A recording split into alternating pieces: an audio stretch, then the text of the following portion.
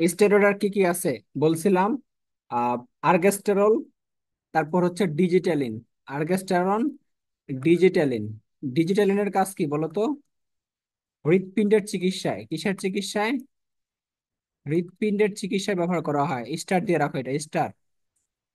হৃৎপিণ্ডের চিকিৎসায় ব্যবহার করা হয়, স্টার দিয়ে রাখো। কোথায় কোলেস্টেরল বেশি পাওয়া যাবে? চুপড়ি আলুতে। চুপড়ি আলুতে সর্বোচ্চ পরিমাণ, সর্বোচ্চ পরিমাণ, পরিমাণ কি পাওয়া যায়? কোলেস্টেরল পাওয়া যায়। আরেকটা তোমাদের করাইছিলাম অবজেক্টিভের জন্য, যে সবচেয়ে বড় স্টার্চ কণিকা কোথায় পাওয়া যায়? গোল আলুতে, মনে আছে? গোল আলুর স্টার্চ হচ্ছে সবচেয়ে বড়, বড়। ঠিক আছে। আর সবচেয়ে ছোট হচ্ছে স্টার্চ কোনটা? চাল। চালের স্টার্চ হচ্ছে সবচেয়ে ছোট। এটা হলো কার্বোহাইড্রেটের মধ্যে পড়ছিলাম। আর এটা কিন্তু লিপিডের মধ্যে, কোলেস্টেরলের মধ্যে, হ্যাঁ। চুপড়ি আলু, এটা হলো চুপড়ি আলু। তাহলে দুইটা অবজেক্টিভ এখান থেকে তুমি মনে রাখবা। চুপড়ি আলু তে সর্বোচ্চ পরিমাণ কোলেস্টেরল পাওয়া যায়। গোল আলুতে হচ্ছে সবচেয়ে বড় স্টার্চ কণিকা পাওয়া যায়।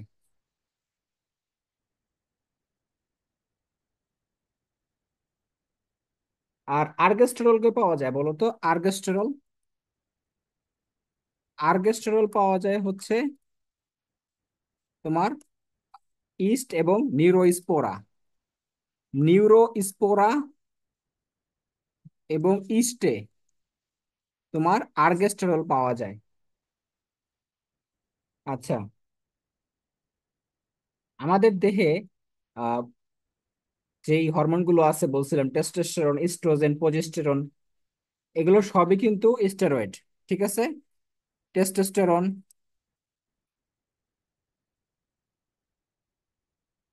ইস্ট্রোজেন, প্রজেস্টেরন,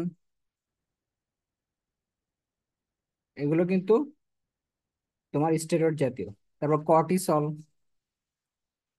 কর্টিসল, মনে থাকবে? তাহলে এগুলো হচ্ছে স্টেরয়েড জাতীয় হরমোন। এখন আসো হচ্ছে কোলেস্টেরলের স্বাভাবিক মাত্রা। মানুষের রক্তে কোলেস্টেরল কি ক্ষতিকর না ভালো, এটা আমাদের জানতে হবে। কোলেস্টেরলকে আমরা মোটামুটি এখন আমরা তিন ভাবে জানবো। ঠিক আছে, একটা হচ্ছে এলডিএল, একটা এইচডিএল, আর একটা ভিএলডিএল। ঠিক আছে। কোলেস্টেরল কয় প্রকার আমরা আপাতত তিনটা জানি। একটা হচ্ছে এলডিএল, এইচডিএল, এই দুইটা জানলে আপাতত হবে। আর ভিএলডিএল জানা দরকার নাই। এখন দেখো, এলডিএল ভালো নাকি এইচডিএল ভালো? এলডিএল কে বলা হয় লো ডেনসিটি লিপোপ্রোটিন। লো ডেনসিটি, লো ডেনসিটি লিপোপ্রোটিন, লিপোপ্রোটিন। আর এটা হচ্ছে হাই ডেনসিটি। তাহলে এলডিএল ভালো নাকি এইচডিএল ভালো, বলো তো?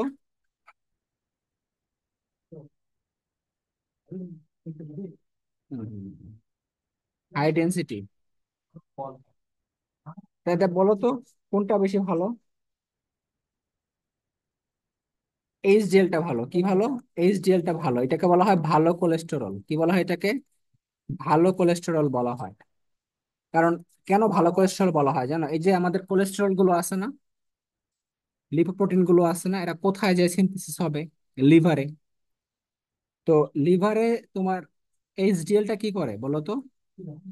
যে ফ্যাট গুলো, ফ্যাট গুলো আছে না, যে আমাদের শরীরে যে ক্ষতিকর ফ্যাট গুলো, এগুলোকে টিস্যু থেকে লিভারে নিয়ে আসে, যকৃতে নিয়ে আসে। যার কারণে যকৃতে জমা থাকে ওই ফ্যাট গুলা। সো কোনো ক্ষতি হয় না তেমন একটা। এটা ভালো একটা কাজ করে, কারণ টিস্যুর যে ফ্যাট গুলো, হ্যাঁ, ভেসেলের যে ফ্যাট গুলো, সেগুলো সে নিয়ে এসে যকৃতে নিয়ে আসে। আর আর এলডিএল কি করে? এলডিএলটা হচ্ছে তোমার যকৃত থেকে, তোমার যকৃত থেকে ফ্যাট গুলো কোথায় নিয়ে যায়? টিস্যুতে নিয়ে যায়। কোথায় নিয়ে যায়? টিস্যুতে। তাহলে এটা কি খারাপ না টিস্যুতে নিয়ে গেলে?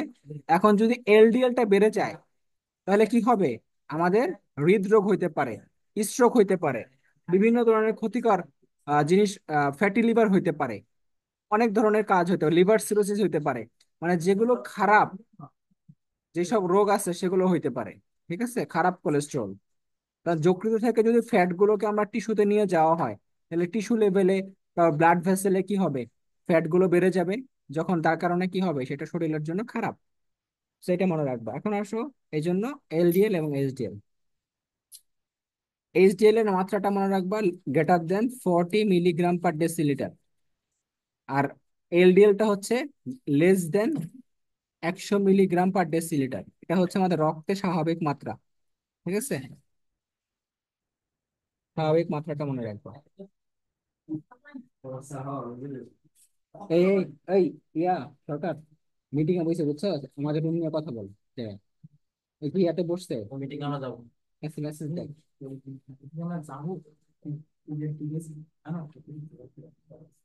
কি হইছে, কি বলছে?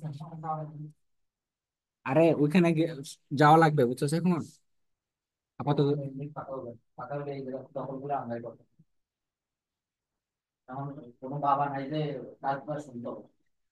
কি বলছে কুবেরে? আচ্ছা এখন দেখো, তাহলে আমরা এটা পড়লাম, এখন আসলে তারপিনস। তারপিনস থেকে কি পড়বো? তারপিনস এটা কোন কাজে ব্যবহার করা হয়, জাস্ট এটা পড়বা। বার্নিশের কাজে এবং সুগন্ধি প্রসাধনী সামগ্রী তৈরিতে। বার্নিশের কাজে ও ও সুগন্ধি প্রসাধনী তৈরিতে, এটাতে হচ্ছে তারপিনস ব্যবহার করা হয়। ঠিক আছে। রাবার, রাবারের কাজ কি? এখান থেকে কি পড়বা রাবার থেকে? যে বাণিজ্যিক রাবার আর প্রাকৃতিক আহ প্যারা রাবার, রাবারের উৎস কোনটা, বাণিজ্যিক রাবারের উৎস কোনটা, এটা পড়বা একটু, হ্যাঁ। বাণিজ্যিক রাবারের উৎস, এটা হচ্ছে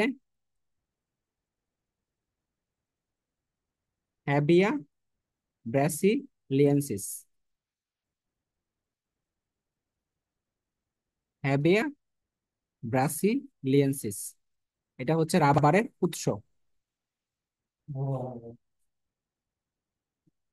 এটা কোন কাজে ব্যবহার করা হয়? টায়ার তৈরি করার জন্য, টায়ার, বিভিন্ন ধরনের গাড়ির টায়ার। হেবা ব্রাসিলিয়েন্সিস। আচ্ছা, এখন আসো ক্যারোটিনস বা ক্যারোটিনেটস। ক্যারোটিনেটস থেকে কি পড়বা বলো তো? ক্যারোটিনেটস, ক্যারোটিনেটস থেকে আমাদের একটু জানতে হবে, এটা কোথায় পাওয়া যায়। এটা পাওয়া যায় ডিমের কুসুম, অর্থাৎ যেগুলো হলুদ এবং কমলা রঙের জাতীয়, যেগুলো হলুদ এবং কমলা রঙের জাতীয় জিনিসগুলো আছে না, সেগুলোতে ক্যারোটিনস পাওয়া যায়। ক্যারোটিনস মানে কি? আমাদের ভিটামিন এ আছে না, ভিটামিন এ, ভিটামিন এ কে যখন ভাঙা হয় তখন কি পাওয়া যায়? ভিটামিন এ কে ভাঙলে আমরা পাই বিটা ক্যারোটিন। কি পাই? Beta carotene. অর্থাৎ এই যে বিটা ক্যারোটিন, ভিটামিন এর উৎসগুলো কি কি এটা আমাদের জানতে হবে। তাহলে আমরা বুঝবো, ভিটামিন এ কে যখন ভাঙা হয় তখন আমরা পাবো হচ্ছে বিটা ক্যারোটিন। এই বিটা ক্যারোটিন পাওয়া যায় হচ্ছে হলুদ এবং কমলা রঙের যে ফলগুলো আছে, যেমন গাজর, টমেটো, ডিমের কুসুম, এখানে পাওয়া যায়। ঠিক আছে, ডিমের কুসুম, গাজর, টমেটো, হলুদ জাতীয় যে ফল শাকসবজিগুলো আছে সেখানে পাওয়া যায়, কমলা জাতীয় যে শাকসবজি ফলগুলো আছে সেখানে পাওয়া যায়। তো পিটা ক্যারোটিন, ভিটামিন এ এইখান থেকে পাবো আমরা, হ্যাঁ। তাহলে ক্যারোটিন, ক্যারোটিন কি? ক্যারোটিনেটস কি? ক্যারোটিনেট হচ্ছে ভিটামিন এ এর একটা, মানে ভিটামিন এ কে ভাঙলে আমরা যেটা পাই সেটা হচ্ছে বিটা ক্যারোটিন, সেখান থেকে আসছে ক্যারোটিনেটস। সবগুলোকে একসাথে বলা হয় ক্যারোটিনেটস। আচ্ছা, ভিটামিন এ তৈরি করে, তাহলে ক্যারোটিনেটস এর কাজ কি? ভিটামিন এ তৈরি করা, ভিটামিন এ, ভিটামিন এ তৈরি করা। এখন ভিটামিন এর কাজ কি? আমরা জানি চোখ, আমাদের চোখের মধ্যে কি থাকে বলতো? একটা প্রোটিন থাকে, তার নাম রডপসিন। কি? রডপসিন। দৃষ্টিশক্তি সুন্দর রাখার জন্য রডপসিন এবং আয়োডপসিন, তাই না? এই রডপসিন তৈরি করে, রডপসিন তৈরি করে চোখের একটা প্রোটিন, এবং দৃষ্টিশক্তি দান করে। কি করে? দৃষ্টিশক্তি দান করে, দৃষ্টিশক্তি দান করে, দৃষ্টিশক্তি দান করে। এটা পড়বো এখান থেকে। তাহলে যদি ভিটামিন এর অভাব হয়, কিসের অভাব হয়? Vitamin A. ভিটামিন এর অভাব হলে কি হবে? অভাব হইলে, অভাব হইলে কি হবে? রাতকানা হবে। কি হবে? রাতকানা হবে। অর্থাৎ রাতে চোখে দেখবে না, ত্বক শুষ্ক হয়ে যাবে, তাই না? ত্বক শুষ্ক হয়ে যাবে, এইগুলো রোগ হইতে পারে। তো রাত খানা হবে অভাব হইলে, এইটা মনে রাখবা শুধু অবজেক্টিভের জন্য। এখন আসো vitamin K, vitamin D. Vitamin ডির কাজ কি? ভিটামিন ডি, ভিটামিন ডি কই থেকে আসে? আমাদের শরীরে ভিটামিন ডি কিন্তু তৈরি হয় অল্প পরিমাণে। বেশিরভাগ জিনিসই আমরা ভিটামিন ডি যেটা নেই সেটা হচ্ছে বাইরে থেকে নেই, সূর্য থেকে নেই এবং খাদ্য থেকে নেই। তো ভিটামিন ডি কি করে আমাদের শরীরে? যে ক্যালসিয়াম শোষণটা হয় এটাকে নিয়ন্ত্রণ করে, অর্থাৎ ক্যালসিয়ামের মাত্রাকে সে নিয়ন্ত্রণ করে। যার কারণে হাড়জনিত যেসব জিনিসপত্র আছে, অস্থি, হাড়, হ্যাঁ, এগুলো তৈরি করতে সহায়তা করে কে? Vitamin D. তাহলে ভিটামিন ডি যদি অভাব হয় তাহলে কি হবে? হাড়জনিত যে রোগগুলো আছে, অস্টিওপোরোসিস হবে। কি হবে? অভাব হইলে কি হবে? অস্টিওপোরোসিস হবে। অস্টিওপোরোসিস মানে হাড় দুর্বল হয়ে যাবে। ঠিক আছে? অর্থাৎ হাড়জনিত বিভিন্ন রোগ দেখা দিবে। তারপর ভিটামিন ই। কি ভিটামিন ই? ভিটামিন ই কি? এটা আমাদের, এটা এক ধরনের লিপিড। এবং আহ, আমরা এই vitamin D, A D E K এগুলো কেন পড়তেছি বলতো? আমরা এগুলো পড়তেছি কারণ এই ভিটামিন গুলো হচ্ছে লিপিড, স্নেহ পদার্থে দ্রবণীয় হয়। আর বাকি যে লিপিড গুলো, ভিটামিন গুলো আছে, সেটা হচ্ছে পানিতে দ্রবণীয় হয়। এই যে এডিই কে, এগুলো কোথায় দ্রবণীয় হয়? স্নেহতে। এই জন্য আমরা এগুলো ভিটামিনের কাজগুলো পড়তেছি একটু। ওকে। আচ্ছা, ভিটামিন ই। আর একটা আছে ভিটামিন কে। ভিটামিন কেটা পড়তে হবে। ভিটামিন কে কি করে? আমাদের দেহের ক্লটিং ফ্যাক্টর আছে না, ক্লটিং ফ্যাক্টর গুলো, এই ক্লটিং ফ্যাক্টর গুলোকে সে তৈরি করতে সহায়তা করে। যার কারণে তার একটা কাজ হচ্ছে, যেহেতু ক্লটিং ফ্যাক্টর 1, 2, 4, 5 এরকম কিছু ক্লটিং ফ্যাক্টর সে তৈরিতে সহায়তা করে। যার কারণে তার একটা গুরুত্বপূর্ণ কাজ হচ্ছে রক্ত জমাট বাঁধতে সহায়তা করে। কি করে? রক্ত জমাট বাঁধতে সহায়তা করে। এখন যদি ভিটামিন কে এর অভাব হয়, যদি ভিটামিন কে এর অভাব হয় তাহলে কি হবে বলতো? রক্ত জমাট বাঁধতে পারবে না, রক্ত জমাট বাঁধা গ্রহিত হবে, ক্ষতিগ্রস্ত হবে, ক্লটিং ফ্যাক্টর কমে যাবে। ঠিক আছে? আচ্ছা। আচ্ছা, আরেকটা জিনিস খেয়াল করো। তোমাদের আরেকটা জিনিস বলা হয় না, সেটা হচ্ছে ট্রাইগ্লিসারাইড। ঠিক আছে? Triglyceride, triglyceride, টিজি। টিজি মানে হচ্ছে ট্রাইগ্লিসারাইড, ট্রাইগ্লিসারাইড। এটা স্বাভাবিক মাত্রা কত? স্বাভাবিক মাত্রা হচ্ছে less than 150 milligram per decilitre. 150 milligram per decilitre. যদি শরীরের মধ্যে ট্রাইগ্লিসারাইড বেড়ে যায় তাহলে কি হয়? ওই যে হৃদরোগ হবে, স্ট্রোক হবে। হৃৎপিণ্ডের মধ্যে হৃদরোগ হইতে পারে, আর স্ট্রোক হবে মস্তিষ্কে। ঠিক আছে? যদি ট্রাইগ্লিসারাইড বেড়ে যায় শরীরের মধ্যে। তাহলে এইগুলো একটু পড়বা, হ্যাঁ। এবার আসো লাস্ট টপিক এখানে, সেটা হচ্ছে এনজাইম। এনজাইম পড়লে এটাই শেষ, হ্যাঁ। এনজাইম, এনজাইম বা উৎসেচক। এখন দেখো এনজাইম কি। এনজাইম কিন্তু এক ধরনের প্রোটিন। এনজাইম কি? এক ধরনের প্রোটিন। তাহলে এনজাইম সর্বপ্রথম শব্দটা, এই শব্দটা সর্বপ্রথম ব্যবহার করছে কে? বিজ্ঞানী কুন। বিজ্ঞানী কুন সর্বপ্রথম ব্যবহার করছে। এবং এই এনজাইমটা পৃথক করছে সর্বপ্রথম কে? সামনার।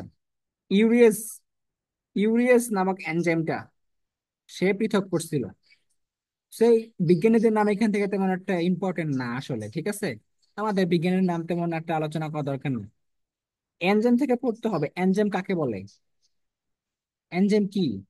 এনজাইম হচ্ছে একটা, একটা সংজ্ঞা আছে তোমাদের কেমিস্ট্রিতে, কি ছিল বলতো? উচ্চ আণবিক ভর বিশিষ্ট নাইট্রোজেন ঘটিত বর্তুলাকার টারশিয়ারি প্রোটিন। এই কথাটা মুখস্থ রাখতে হবে, ছোটস্থ। উচ্চ আণবিক, উচ্চ আণবিক ভর বিশিষ্ট, উচ্চ আণবিক ভর বিশিষ্ট নাইট্রোজেন ঘটিত বা নাইট্রোজেন যুক্ত বর্তুলাকার বর্তুলাকার টারশিয়ারি প্রোটিন। তাহলে প্রোটিনের মধ্যে কিন্তু আবার একটা ভাগ আছে, এটা হচ্ছে টারশিয়ারি, তাই না? এই কথাটা পাইলা, টারশিয়ারি প্রোটিন। প্রোটিন আবার চার প্রকার আছে, একটা প্রাইমারি, সেকেন্ডারি। মানে এটা কেন করা হয়েছে জানো? স্ট্রাকচারের উপর ভিত্তি করে, প্রোটিনকে চার ভাগে ভাগ করা হয়। একটা প্রাইমারি, সেকেন্ডারি, টারশিয়ারি আর হচ্ছে কোয়াটারনারি। টারশিয়ারি মানে হচ্ছে কি, বেশিরভাগ যে প্রোটিন গুলো আছে না, এগুলো কিন্তু টারশিয়ারি হয়ে থাকে। বুঝতে পারছো? মানে বইয়ের মধ্যে যে তোমাদের আছে বেশিরভাগ টারশিয়ারি প্রোটিনের নাম দেওয়া আছে। এখন দেখো, এই সংজ্ঞাটা মনে রাখবা। এখন প্রোটিন হচ্ছে এনজাইম, এনজাইম হচ্ছে প্রোটিন। এখন এখানে পিএস কত? 6 থেকে 9 অপটিমাম পিএস। এবং আমাদের 7-এর মধ্যে রাখতে হয়, পিএসটা কি করতে হয়? 7-এর মধ্যে কিন্তু রাখার চেষ্টা করতে হয়। তাপমাত্রা কত? তাপমাত্রা এটা মনে রাখতে হবে, 35 থেকে 40 ডিগ্রি সেলসিয়াস। আমাদের কেমিস্ট্রিতে কিন্তু আছে হচ্ছে 37 ডিগ্রি। কেমিস্ট্রিতে আছে 37 ডিগ্রি সেলসিয়াস, এটা আছে। আর পিএইচ দেওয়া আছে 7, এটা হলো কেমিস্ট্রিতে। ঠিক আছে। আচ্ছা, এনজাইমের কাজ কি? এনজাইম কি সাম্যাবস্থা পরিবর্তন করতে পারবে? এনজাইম কিন্তু সাম্যাবস্থায় পরিবর্তন করবে না, শুধুমাত্র বিক্রিয়ার হারকে বাড়াবে। শুধু বিক্রিয়ার হারকে বাড়াবে, কিন্তু সাম্যাবস্থায় পরিবর্তন করবে না। যদি পিএইচ এর মানটা অনেক কমে যায় আবার অনেক বেড়ে যায়, অথবা তাপমাত্রা যদি অনেক বেড়ে যায় আবার অনেক কমে যায়, তাহলে কিন্তু এনজাইমের যে কার্যকারিতা আছে এটা নষ্ট হয়ে যাবে। এনজাইমের কার্যকারিতা কি হয়ে যাবে? নষ্ট হয়ে যাবে। তাপ দিলে, অধিক তাপ দিলে বা কম তাপ দিলে কিন্তু তোমার এনজাইমটা নষ্ট হয়ে যায়।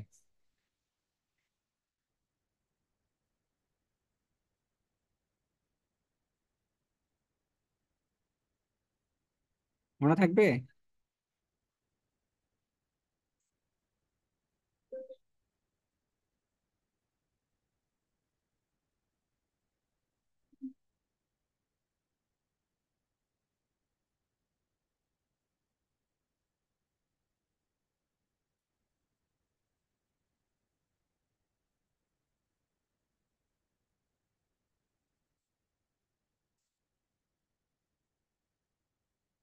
এই পর্যন্ত কি বুঝতে পারছো? আচ্ছা, এবার আসো, এনজাইমের দুইটা অংশ বলছিলাম। এনজাইমের কয়টা অংশ বলছিলাম? দুইটা অংশ বলছিলাম। এনজাইমের দুইটা অংশ বলছিলাম, একটা হচ্ছে প্রোটিন অংশ আর একটা হচ্ছে অপ্রোটিন অংশ। প্রোটিন অংশটাকে বলা হয় অ্যাপো এনজাইম। কি বলা হয়? Apoenzyme. Apoenzyme. Apoenzyme. আর অপ্রোটিনটাকে বলা হয় হচ্ছে কি, prosthetic group. Prosthetic prosthetic group. ঠিক আছে।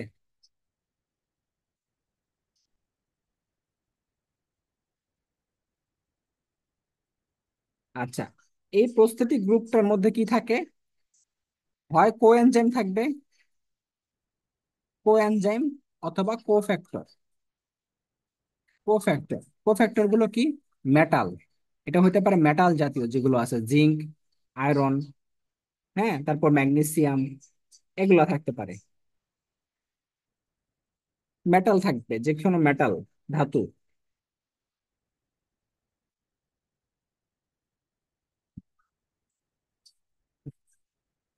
আর কোএনজাইম কোনটা বলো তো? এগুলোর নাম তোমরা জানো, এই যে পড়ছিলা তোমাদের ইয়া অধ্যায়ে, উদ্ভিদ সাহিত্যতে পড়ছিলা যে FADH2, NADH2 প্লাস H+, তারপর ATP, FMN, এগুলো সবই হচ্ছে কোএনজাইম। এগুলোর নাম কি? এগুলো পড়বা: nicotinamide, adenine diphosphate, flavin, adenine dinucleotide, adenine adenine triphosphate, তারপর কি, ফ্ল্যাভিন মনোনিউক্লিওটাইড। এগুলো জাস্ট নামগুলো মনে রাখবা। FADH2, NADH, এগুলো হচ্ছে কোএনজাইম। এগুলো হলো কোএনজাইম, এনজাইমের সাহায্যকারী। ঠিক আছে। আচ্ছা, এবার আসো কিছু এনজাইমের নাম দেখি, যেমন ক্লাসিফিকেশন যেটা। সেটা হচ্ছে ডিহাইড্রোজিনেজ এনজাইম। কি এনজাইম? যারা জারণ বিজারণ করে, কি করে? জারণ বিজারণ। একটা হচ্ছে ডিহাইড্রোজিনেস। কি কি এনজাইম? ডিহাইড্রোজিনেস। এই যে এনজাইমটা, এনজাইমটার মধ্যে কি কি আছে বলতো? যেমন অক্সিডো রিডাকটেস, এগুলো নামগুলো, উদাহরণগুলো মনে রাখা জরুরি। অক্সিডো রিডাকটেস, রিডাকটেস এবং সাইটোক্রোম অক্সিডেস। সাইটোক্রোম অক্সিডেস, দেখো, ডিহাইড্রোজেনেস মানে কি? মানে হাইড্রোজেনকে সরাবে। ডি মানে হচ্ছে সরানো, হাইড্রোজেন মানে হচ্ছে কি? হাইড্রোজেন, তাহলে হাইড্রোজেনকে সরাবে। ঠিক আছে? অর্থাৎ এদের হচ্ছে কাজ হলো হাইড্রোজেনকে সরানো, জারণ বিজারণ করবে। অর্থাৎ একটা আছে যে অক্সিডেস মানে কি? রিডাকটেস, রিডাকটেস আর অক্সিডেস, অক্সিডেশন এবং রিডাকশন, জারণ বিজারণ। তার মানে এগুলো কি করবে?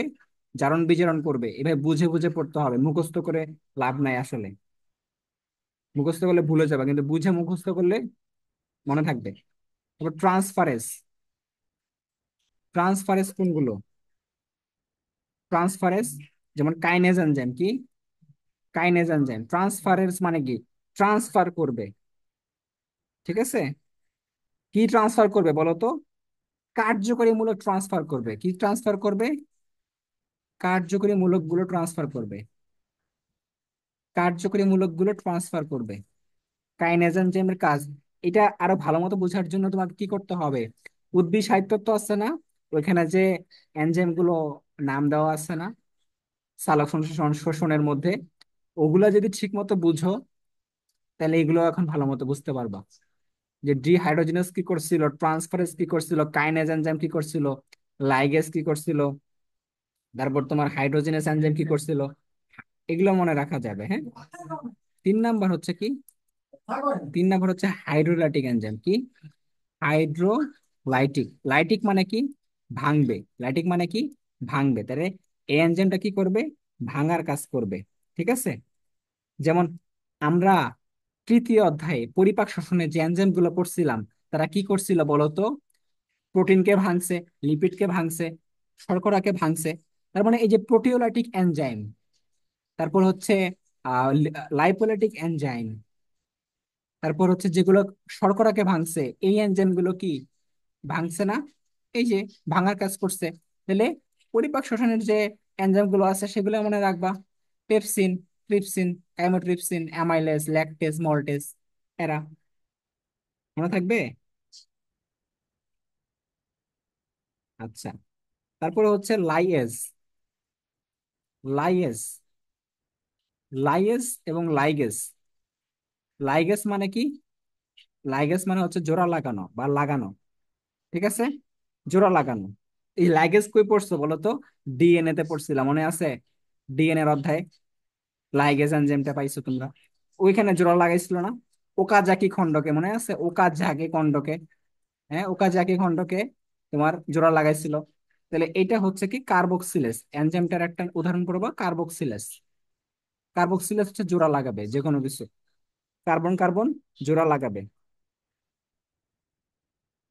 আর লাইয়েজ মানে কি বলতো? লাইয়েজ মানে হচ্ছে ভেঙে ফেলা। লাইয়েজ মানে কি? ভেঙে ফেলা। অর্থাৎ সে ভেঙে ফেলবে, যে কোনো কিছু ভেঙে ফেলবে। হ্যাঁ। তার মধ্যে একটা উদাহরণ হচ্ছে অ্যালডোলেজ এনজাইম। অ্যালডোলেজ, এটা অ্যালডোলেজ এনজাইমটা। তারপর ফিউমারেজ, ফিউমারেজ এবং অ্যালডোলেজ, দেখো ফিউমারেজ এবং অ্যালডোলেজ, এই দুইটা লেখো। হ্যাঁ, ফিউমারেজ এবং অ্যালডোলেজ। তাহলে লাইয়েজের কাজ হচ্ছে ভেঙে ফেলবে। এটা তোমরা কোথায় পাইছিল অ্যালডোলেজ বলো তো? ওই যে তোমার আহ কি বলে, গ্লাইকোলাইসিস চক্রের মধ্যে অ্যালডোলেজ এনজাইমটা ছিল, মনে আছে? ফিউমারেজ ছিল, অ্যালডোলেজ ছিল, গ্লাইকোলাইসিস আর ক্রেবস চক্রের মধ্যে।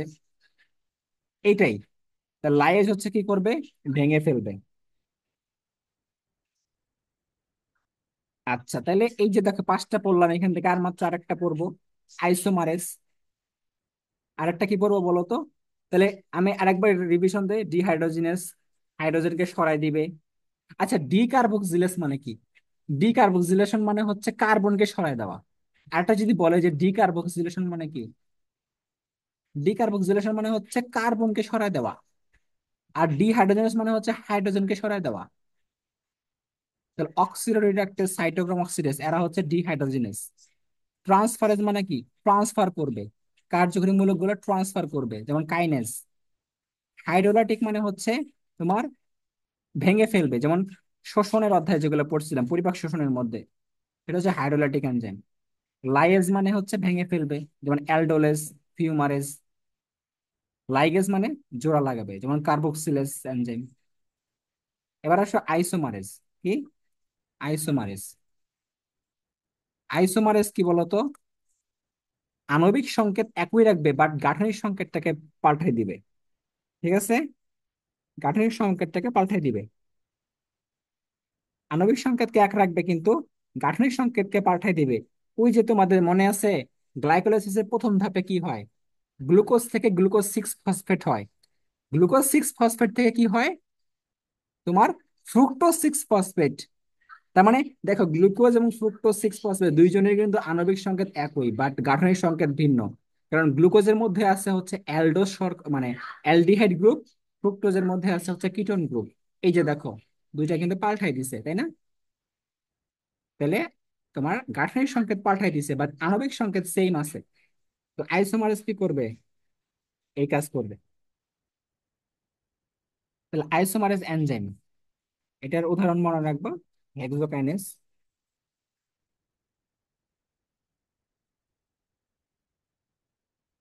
ঠিক আছে।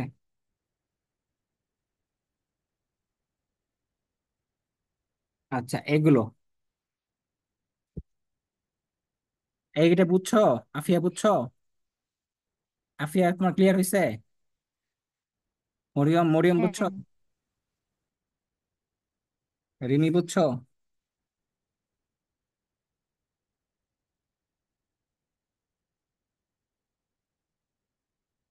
এবার হচ্ছে সেলুলোজ। আমরা এখন কিছু এনজাইমের কাজ করব। এনজাইমের কাজ, এনজাইমের কাজগুলো পড়বো এখন আমরা, ঠিক আছে? এটা পড়লে শেষ। সব কাজ কিন্তু পড়া রাখবে না, আমরা মাত্র কয়েকটা বাইসে বাইসে পড়বো। প্রথম হচ্ছে সেলুলোজের কাজ কি, সেলুলোজ এনজাইম।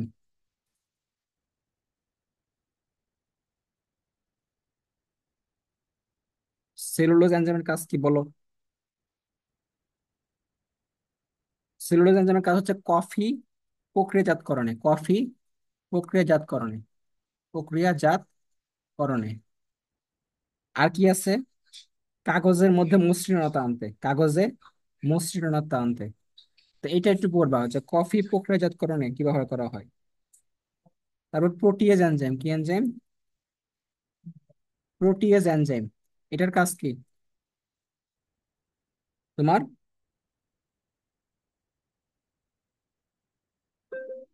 রক্ততঞ্চন নিয়ন্ত্রণে কি করে? রক্ততঞ্চন নিয়ন্ত্রণে কাজ করে। ঠিক আছে। তারপর ফটোফিল্মে জেলাটিন তৈরিতে, ফটোফিল্মের জেলাটিন তৈরিতে। আমি একটু দ্রুত বলে যাব, তোমরা পারলে স্ক্রিনশট দিয়ে রাখবো, হ্যাঁ। ফটোফিল্মের জেলাটিন তৈরিতে। তারপর আসা হচ্ছে অ্যামাইলেজ। অ্যামাইলেজের কাজ কি? অ্যামাইলেজের কাজ হচ্ছে তোমার বিয়ার এবং মদ উৎপাদনে, বিয়ার ও মদ উৎপাদনে। তারপর কি করে বলো তো? অ্যামাইলেজের একটা কাজ কি? অ্যামাইলেজ কই থাকে? ওই যে পরিপাক শোষণে পড়ছো না, যে আমাদের শর্করাকে ভাঙে। তাহলে এটা প্যানক্রিয়াটিক এনজাইম, এটা একটা প্যানক্রিয়াটিক এনজাইম, মানে স্টোমাকের মধ্যে থাকে এটা বেশি। অ্যামাইলেজটা, সরি, কি বললাম এটা, অগ্নাশয়ের মধ্যে থাকে। কই থাকে? অগ্নাশয়। প্যানক্রিয়াটিক এনজাইম, কি এনজাইম? প্যানক্রিয়াটিক এনজাইম, মানে অগ্নাশয়ের মধ্যে বেশি থাকে, অগ্নাশয়ের মধ্যে বেশি থাকে প্যানক্রিয়াটিক এনজাইম।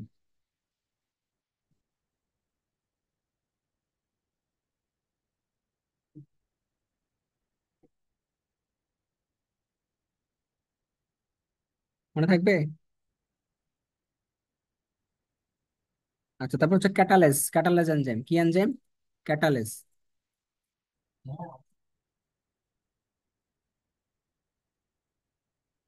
এটার কাজ কি? চোখের কন্টাক্ট লেন্স, চোখের কন্টাক্ট লেন্স, চোখের কন্টাক্ট লেন্স পরিষ্কারে। আর কি তৈরি করে? পারক্সাইড তৈরি করে। কি তৈরি করে? পারক্সাইড তৈরি করে। পারক্সাইড তৈরি করে।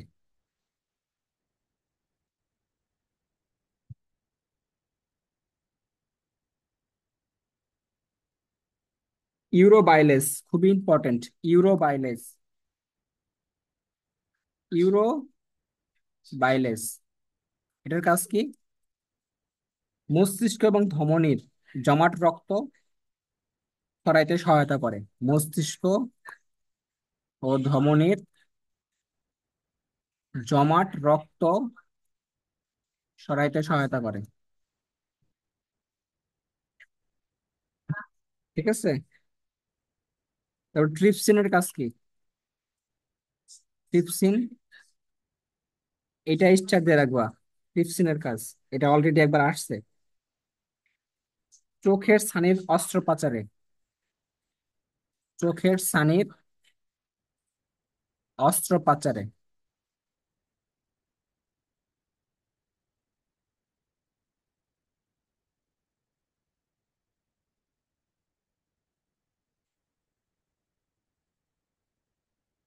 ঠিক আছে।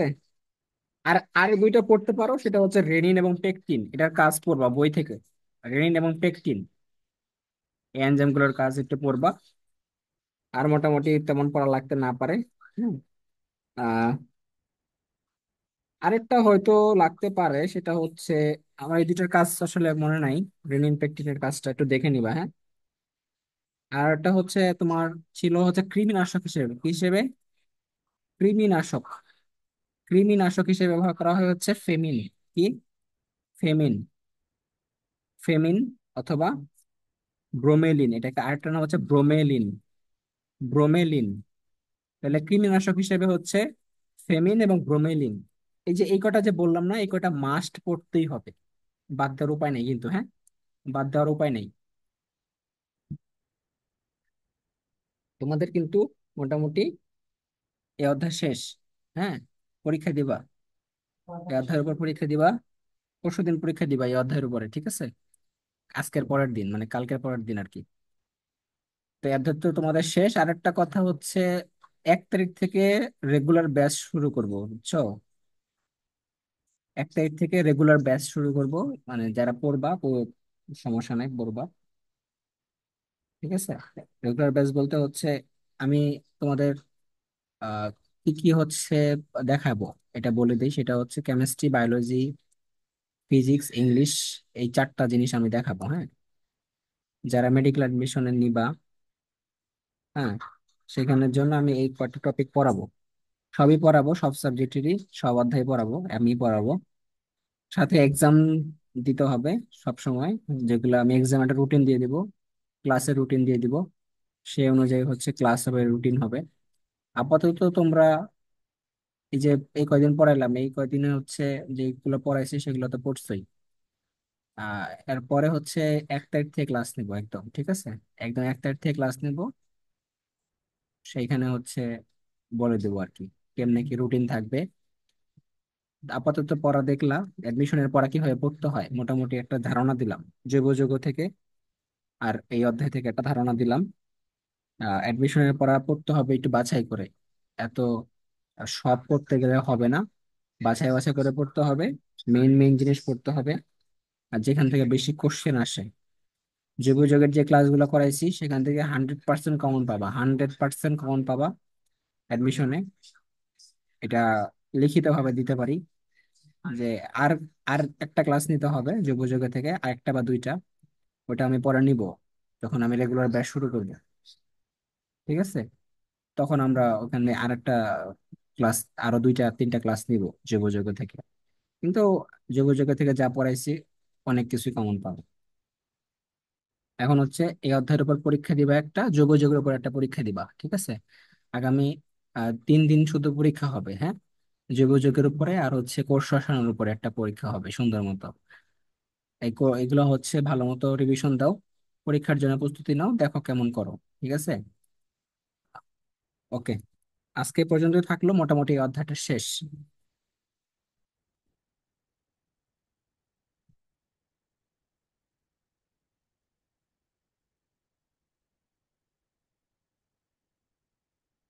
এখন হচ্ছে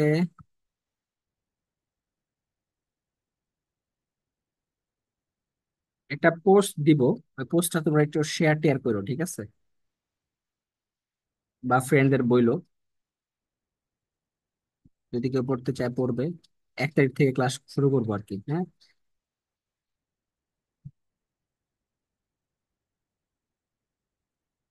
ঠিক আছে, তাহলে আজকে এ পর্যন্ত থাকলো। আল্লাহ হাফেজ।